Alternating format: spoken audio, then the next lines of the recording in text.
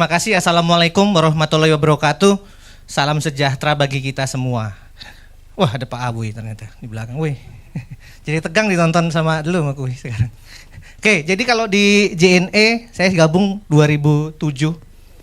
Memang salah satu fungsi saya bergabung itu transformasi komunikasi dan digital. Khususnya baju merah abu-abu. Kalau saya pakai baju ini hari Jumat kebetulan saya pernah ke mall itu, saya diteriakin orang, Mbak, paket Pak, paket gitu. Padahal saya lagi makan tuh di Bundaran HI itu, ada restoran yang di tengah. Terus saya ditanya, saya Pak tolong dibantu Pak barang ini. Iya, saya catat. Kenapa? Karena saya tahu Bapak bukan kurir, karena makannya di sini kata dia. Ya oke, saya catat, saya tulis namanya gitu ya. Dan ternyata ekspektasi beliau itu memang cukup tinggi ya terhadap jasa logistik. Beda jauh sekali dengan ketika saya bergabung di 2007. Logistik itu sesuatu yang kaku kayak kotak aja, rekan-rekan ya. Kemudian itu menjadi sebuah hubungan yang bipolar saja, saya kirim ke Mbak, saya kirim ke yang lain. Beda dengan sekarang. Jadi yang diprotes itu juga hari itu bukan barang dia ternyata. Itu barang reseller dari anggotanya dia yang terlambat ke Papua. Jadi pemilik barang bukan lagi beneficiary daripada si pengirim gitu. Itu buat saya sesuatu yang jadi hal yang biasa. Jadi kalau rekan-rekan dulu kita diprotes sama pengirim dan penerima, kita sekarang bisa 3 dimensi. Ya, penerima, marketplace-nya juga marah-marah, bisa juga sampai asosiasinya juga marah-marah dan kadangkala pemerintah daerah ya terkait kebijakannya. Jadi hari ini waktunya berapa? 20 menit sih. Oh. Ya, 15 menit berarti. Sekitar 15 sampai 20 menit saya kasih ceritakan perjalanan logistik, bagaimana kita melihat sebuah perubahan ya komunikasi dalam perkuriran. Mungkin next, Bapak. Ya, ini video aja dimulai ya. Saya pikir video yang cukup menginspirasi. Ini meja kerja kita, mungkin sebelah. Izin saya turun ya biar boleh. nutupin yang lainnya. Boleh juga. Ya. Ini meja kerja kita. Sebelah kiri sekarang mungkin hanya butuh ini aja 2. Bahkan sekarang saya yakin Bapak Ibu meja kerjanya hanya tinggal yang ada ukuran yang lebih kecil di antara handphone dan di antara ini. Dan mungkin sebentar lagi tidak perlu lagi alat karena cukup butuh sinar yang bisa pakai ke kamera manapun dan tembok manapun bisa jadi keypad. Itu juga sesuatu yang terbaru. Dunia kita menjadi string up ya, tetapi wawasan kita menjadi lebih broad up. Nah, itu catatannya. Next. Ya, masih ada yang main nggak ya? Kalau ngelihat muka-mukanya sih masih ada yang main ya. Yang ini saya 2001 temen di OSI kirim suruh ikutan ngapain. Terus saya lihat ini Sahabat Pena. Karena kebetulan saya masih ikut Sahabat Pena. Kalau tahun-tahun 95 itu ada satu organisasi kecil di Finlandia namanya IIS. Dia ngirim Sahabat Pena, kita tentukan negaranya, namanya, lalu kirim bersurat email lewat PT Pos, saudara tua kita. Dapat suratnya 2 bulan lagi biasanya. Dan bangga ya, dapat surat. Itu penuh suratnya dengan perangko. Pertanyaan sekarang, berapa orang yang pernah koleksi perangko? Saya pikir kalau ngelihat generasinya, ya saya yang mungkin masih koleksi perangko, sama ibu mungkin masih koleksi perangko, sisanya sudah tidak. Yang sebelah, Mbak masih main di depan? Dalnet? ASL PLS 21M, laki-laki ganteng, cowok strip ganteng gitu, udah gak ada kali ya. Jadi berubah sekali. Next. Ya, itu kira-kira gambaran proses pengiriman sampai akhirnya di 2007-2008 saya masih kerja di Tomang waktu itu. Saya mulai melihat ada fenomena baru. Fenomena itu biasanya karena kantor di Tomang 24 jam, itu informasinya dulu. Bapak ibunya biasanya atau ibunya datang antri dulu dia, ngambil nomor antrian. Kemudian bapaknya nyusul, kemudian malamnya, dan mereka melakukan aktivitas yang buat saya tidak biasa pada tahun-tahun itu. Ngapain? Packing barang. Dan ketika kita tanya apakah bapak ibu pengusaha? Enggak, mereka kerja di perkantoran di Sudirman. Tapi mereka masih mau menyempatkan waktu untuk melakukan tambahan penghasilan. Dan itu bukan barang dia, itu barangnya orang lain. Kita sekarang sering mendengar istilah buyer seller. Ini sesuatu yang muncul dan di era ini mungkin yang lagi laku ada Kaskus. Ada yang masih gan-gan, cendol-cendol, Mas kameramen mungkin anggota FJB, forum jual beli udah nggak ada sekarang FJB. Sudah tidak ada lagi piggy bank. Ada yang masih ikutan piggy bank, Rekber.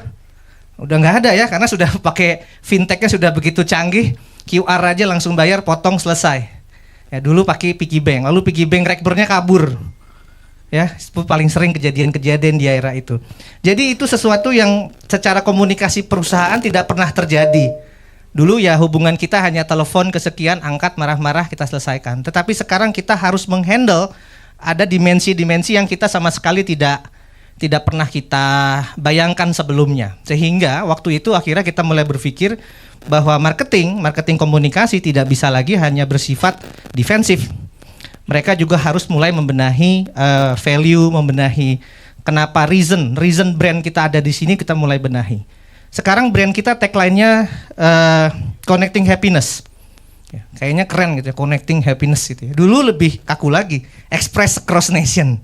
Ya karena kita melihat tugas kita emang hanya melakukan delivery saja, selesai.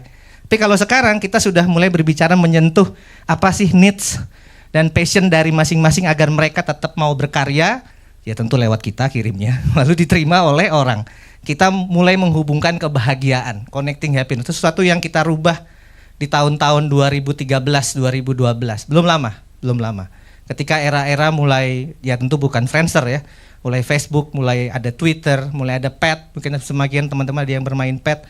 Dan kita mulai dapat lonjakan traffic komplain dan pujian, itu justru bukan dari nomor telepon. Kalau CS itu bisa ada sekitar 40.000 call, ya, kita bisa dapat lebih banyak lagi. Akhirnya kita invest di dashboard, ya. Sekarang mungkin ya semi AI lah zaman itu ya, untuk memperlihatkan, untuk memperhatikan pembicaraan daripada setiap akun yang ada di Indonesia terhadap brand kita itu di 2013 dengan salah satu customer kita yang sudah sampai cukup lama sampai hari ini menjadi partner kita untuk pengembangan digital communication. Next. Akhirnya dari yang cuma 2, komunikasi kita, business landscape, termasuk communication landscape, juga berubah. Kita juga harus men-serve yang di atas, ya, nama-nama besar yang sekarang sedang ramai. Kemudian kita juga tidak lupa, banyak orang yang berbicara di sudut sebelah kanan, tapi dia tetap berjualan juga. Dan beberapa orang yang berjualan di sebelah kanan retail ini kadang-kadang mereka tidak mau gabung, karena katanya banyak potongan, banyak apa segala macam komunitas. Saya suka bilang namanya komunitas best seller di sebelah kanan. Lalu kita juga berbicara dengan teman-teman kurir di internal ya, baik kurir-kurir yang kita ambil barangnya sampai kurir-kurir delivery dan digabung di dalam di tengah untuk mendapat sebuah perusahaan mendapatkan sebuah keputusan yang tidak salah. Kita bisa tahu, oh si orang A ini kirimnya 3 kali, kilogramnya berapa. Kita tahu sekarang bahwa ada korelasi kuat antara tempat wisata, bisnis retail, kuliner, dan potensi pengiriman barang. Itu bisa kelihatan. Sehingga kota-kota kayak Mataram, kota-kota kayak Labuan Bajo, dan kemarin kita akhirnya memisahkan cabang Labuan Bajo dari cabang Kupang, karena kita melihat tense-nya ke sana makin kuat ya. Mungkin karena banyak yang makin selfie kali di atas. Labuan Bajo yang mirip Mykonos itu sekarang di Zakynthos sama Mykonos lagi bagus. Jadi ini yang kita gunakan sekarang dan ini kita jadikan satu program besar di tahun 2010 sampai sekarang ya, terus diperbaharui, tapi saya pikir landscape-nya masih cukup relevan. Next.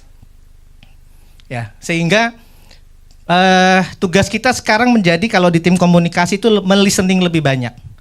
Mungkin Bapak Ibu sering dengar ya, kalau ngelihat kata kunci JNE itu hampir seimbang antara yang marah-marah sama yang memuji ya. Itu saya harus jujur, ada Pak Bram, ganteng Pak Bram.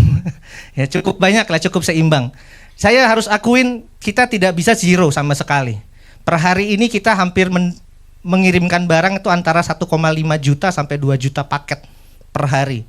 Kalau kita hitung 1% aja, 0,5% kesalahan itu tetap akan ada. Ditambah lagi, saya yakin kalau ada pertanyaan nanti pasti, kenapa JNE nggak pakai drone? Ya kalau pakai drone bisa Pak, barangnya sampai drone-nya hilang Pak.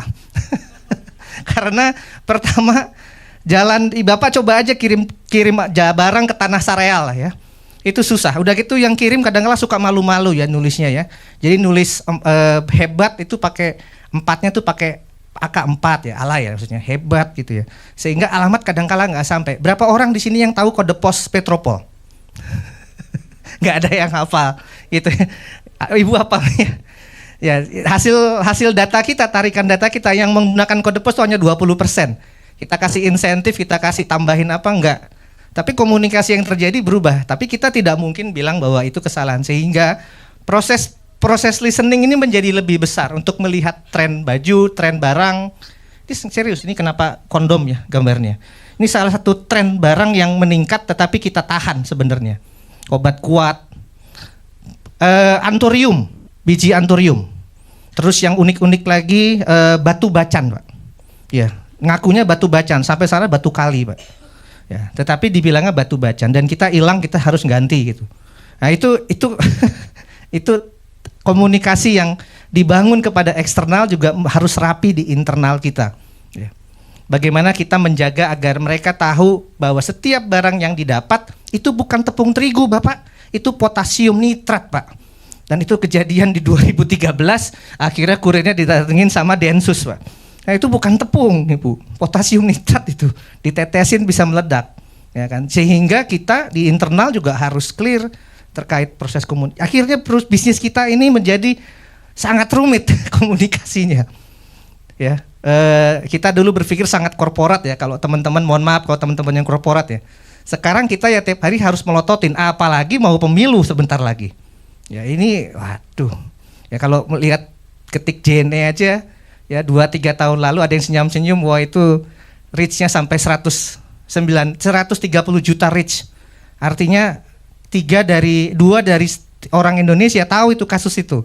Ya, tapi ya kita pelan-pelan ya kita lewatin aja. Katanya kalau makin banyak tantangan makin bagus katanya untuk latihan otot-otot katanya. Next.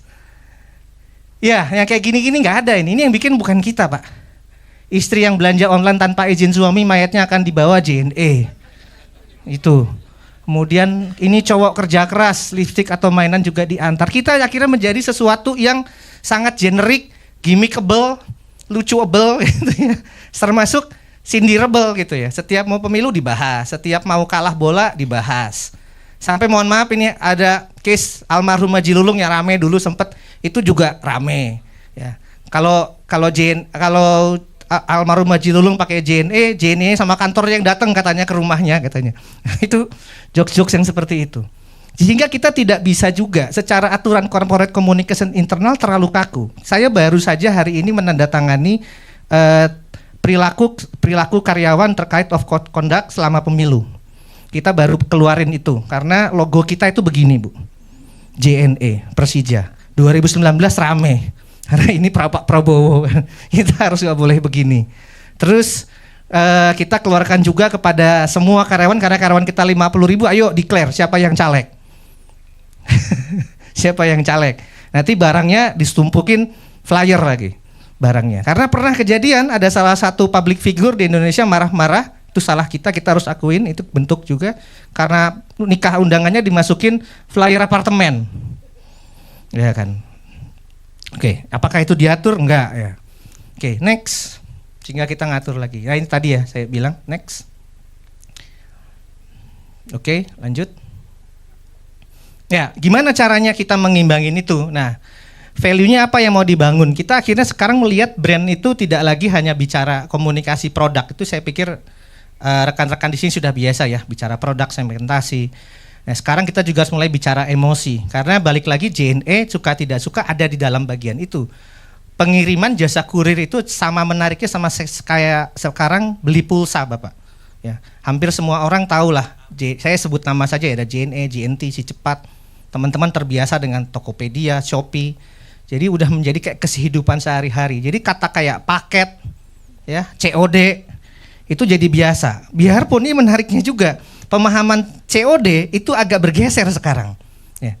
Jadi COD akhirnya diartikan menjadi golok sama pisau, Bu. Kalau nggak sesuai marah-marah. Padahal COD itu sebenarnya, nah itu ada singkatannya. Nah itu komunikasi lagi. Kita harus mengomunikasikan kepada teman-teman yang rekan-rekan yang di cabang-cabang di daerah yang belum siap dengan istilah-istilah seperti itu. Kita akhirnya gabung dulu distribusi koin Prita. COVID kita kemarin cukup terlibat ya kan, ini juga bencana ya. Sekarang setiap kali ada bencana kita 1x24 jam itu kita langsung bantu untuk proses pengiriman dan segala macamnya karena expertise kita di situ. Next. Nah caranya gimana sebenarnya mengimbangi? Balik lagi kita punya 50.000 karyawan. 50.000 karyawan itu adalah bagian dari internal kita, kebanyakan Gen Z juga. Nah kita manfaatkan mereka menjadi kayak semacam troops. Sekarang kita ada sekian banyak troops yang kita gunakan di cabang-cabang. Kemudian di dalam teori komunikasi dan sosial media kita tidak, pendekatannya 3 rekan-rekan. Ada pendekatan communication through content, communication through tools and monitoring, communication through structuring. Nah, yang structuring ini mungkin agak sedikit unik di tempat kita. Kenapa? Karena kita cabangnya banyak. Dan setiap cabang itu punya keunikan sendiri bagaimana dia gain informasi terdepan, tercepat. Sehingga saya tidak harus strategi komunikasi itu yang uniformitasnya sama. Maksudnya lebih konkretnya gimana lagi? Setiap teman-teman yang ada di sini itu diperbolehkan oleh kita membangun saluran komunikasi sendiri di masing-masing cabang. Selama kita atur guideline-nya. Itu proses yang berjalan dari 2017 sampai hari ini. Impact-nya lumayan. Kita bisa mereduce cost, itu yang pendekatan finance pasti mereduce cost. Tapi yang lebih baik kita mampu mengangkat teman-teman yang seperti sebelah tengah dan yang kanan ini. Orang-orang karyawan kita yang memang punya story yang berdekatan. Karena saya yakin, saya mungkin tahu Jakarta, tapi tempat nongkrong paling enak di Sungai Mahakam sambil ngopi yang tahu ya orang Balikpapan dan orang sana. Yang tahu bahwa ada namanya Pak Ramon Sopiar, ini dia salah satu hero di Kick Andy, satu-satunya karyawan kita yang kakinya tidak ada tapi tetap delivery, dan sambil delivery dia ngukur kaki orang untuk dicarikan donor karena dia kerjasama dengan Kick Andy untuk menyalurkan kaki-kaki palsu tersebut. Nah, kita tahu itu dari mana? Kita tahu ya dari proses teman-teman ini. Kemudian ini adalah Kempo juara sampai ke tingkat Asia.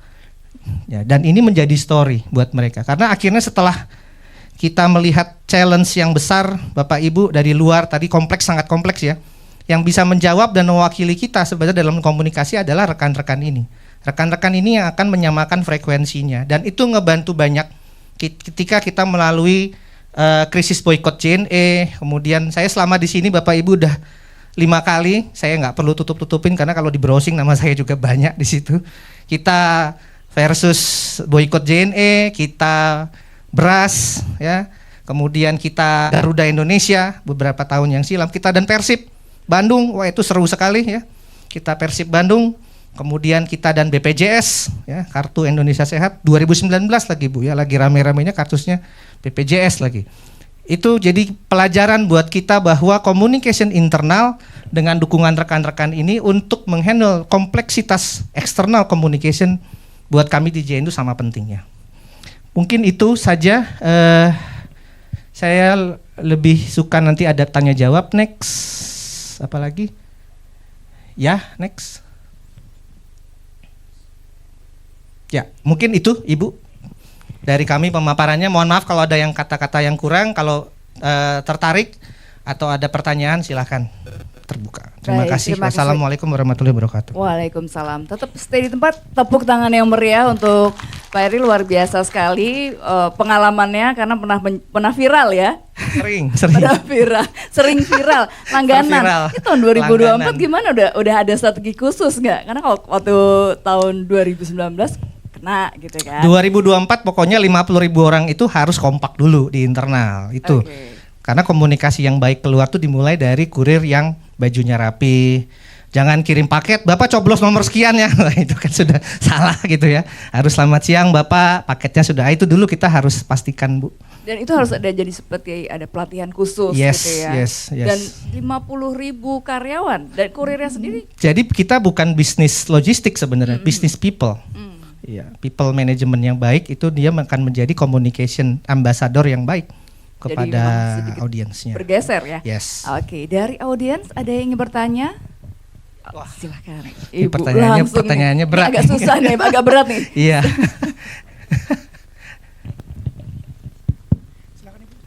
Oke, baik. Ada yang mau bertanya? Oh, sudah. Silakan, Ibu. Selamat siang, saya Dani, Corporate Secretary dari Indosemen. Saya tertarik sekali dengan paparannya tadi, Pak. Sebenarnya setiap kali saya pelanggan JNE juga, pastinya.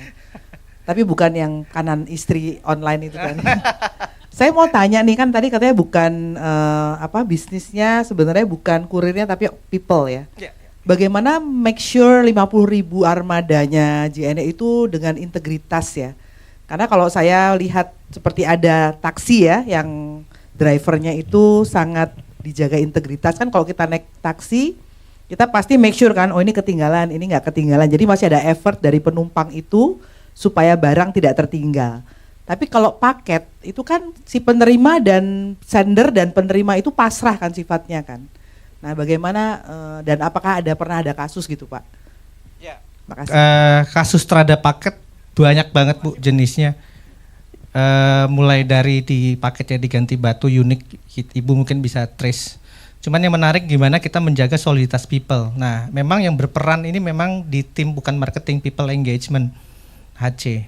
Itu yang memang sangat berperan sekali. Itu yang pertama. Yang kedua, kalau bagaimana peran kita di media. Sebenarnya jatuhnya di kita di digital, di tim yang di atas tuh yang anak muda sekarang Gen Z, saya yakin teman-teman di atas ini kenal istilah FOMO. Ada yang baru istilahnya kan FOMO ya, FOPO atau apa gitu. Ada istilah satu lagi selain FOMO. Contoh yang konkret adalah gimana kita merubah agar tampilan petugas cash counter itu rapi. Saya akhirnya ngebuat setiap Senin itu selalu ada cowok atau cewek menarik, syaratnya harus under 23 24 itu naik gitu. Dan itu yang komen pertama kali kalau cewek yang muncul itu yang komen pasti cowok-cowok. Dan saya tahu itu kebanyakan karyawan kita juga sih Bu. Kok di Bekasi nggak ada yang cakep begini ya gitu dia. Terus kalau yang cowok juga sama, itu departemen mana? Sehingga akhirnya dalam budaya sekarang akhirnya mereka mencoba berlomba-lomba untuk ini. Saya suka bilang ke teman-teman, leader itu must be create social engineering.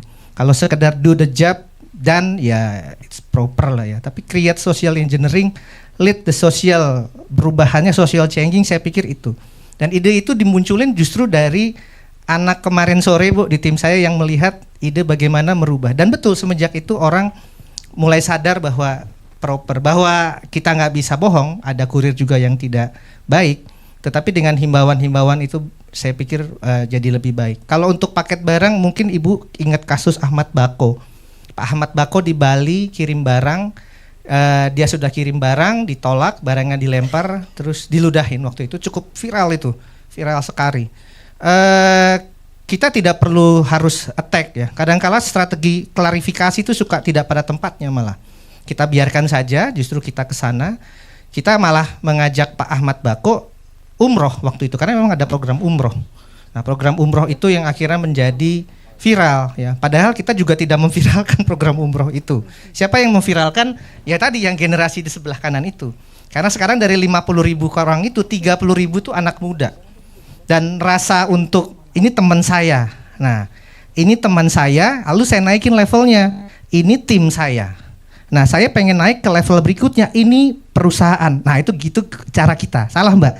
Kalau ketika bilang ini perusahaan saya, itu cara berpikir saya sebagai VP Marketing of Communication. Nah, saya pengennya perusahaan, apalagi finance. Ini profit saya kan gitu ya. Enggak, ini harus bilang adalah iya, nggak semudah itu. Untuk naik sampai teman-teman tim saya suka bilang apa ya, lingkungan kerja yang baik itu yang butuh proses dan itu nggak instan.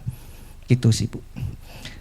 Makasih. Iya, apalagi Gen Z kan katanya ini paling cepat pindah-pindah. Iya. Setahun atau misalnya sebulan, nggak betah pindah. Betul, gitu kan. betul. Jadi memang sense of belonging kepada perusahaannya mungkin agak challenging juga ya. Kita di kantor 30.000 Gen Z. Karaoke ada, yang belum ada lomba gulat aja mungkin tinggal. Karaoke ada, nyanyi ada, semua ada semua. Semua ada mungkin, ya, iya. Palu Gada ya. Palu Gada. Ya. Oke, ada lagi yang mau bertanya? Oke, kami buka pertanyaan satu lagi mungkin ya, Mbak Lulu ya. Satu lagi pertanyaan. Baik, satu lagi, Bro Ensis. Tahu mau nanya kiriman saya di mana? Iya. Mau Itu ngecek biasanya paket, pertanyaan ngecek paling sering paket. saya. Pertanyaan paling sering. Tidak, belum ada ya. Oke, nggak mau ngecek paket nih ya. Ngecek Ada paket. Pak. Oke, mungkin ini juga waktunya singkat juga. Kita sudah 25 menit juga kita berbincang. Masih ada pembicara-pembicara lain. Mungkin bisa ada closing statement Ya. dari Pak Heri. Ya, closing statement saya nih khususnya di bidang corporate communication, komunikasi. Pelajaran yang saya dapat telak itu bahwa kita selalu menganggap Gen Z itu lembek, Mbak. Betul ya, ternyata enggak gitu ya. Lembek itu karena kita melihat dari sisi yang keras sebenarnya. Tapi kalau kita kasih mereka ruang, maka kasih itu akan banyak sekali gagasan yang sebenarnya akan memperkaya organisasi kita. Banyak sekali usulan-usulan tuh dari perusahaan, dari organisasi kami itu yang bermula dari klaster-klaster kecil. Jadi jangan pernah menganggap remeh budaya bergosip. Serius, budaya bergosip itu penting karena dari budaya bergosip kalau diarahkan itu energinya sebenarnya bisa jadi insight menarik. Bisa jadi insight terhadap desain konten dan yang lainnya. Dan yang kemudian jangan pernah menganggap remeh terhadap teman berkumpul, komunitas berkumpul. Ya, komunitas berkumpul itu bisa dimulai dari kantin segala macam dan itu ruang-ruang penting dari ide-ide corporate communication, external communication yang bagus di situ. Termasuk isu-isu mau demo segala macam kan dari situ. Iya. Pergibahan ya. Dari pergibahan. Oke. Jadi komunikasi internal penting juga untuk membangun tadi komunikasi eksternalnya. Baik, terima kasih. Ya. Pak Heri. Thank you, Mas Yo. Sama-sama. Yes, baik. Pak Heri, kita bergabung dulu. Ada kenang-kenangan yang akan diberikan dari The Economics untuk Pak Heri. Saya mengundang kembali Bapak Arif Hatta, Pak. Iya. Biar nggak ngantuk, Pak. Iya, baik. Saya kalau inget JNE cuman inget yes. Yakin esok sampai. Karena yang menjanjikan seperti namanya cuma JNE ya Pak Heri ya.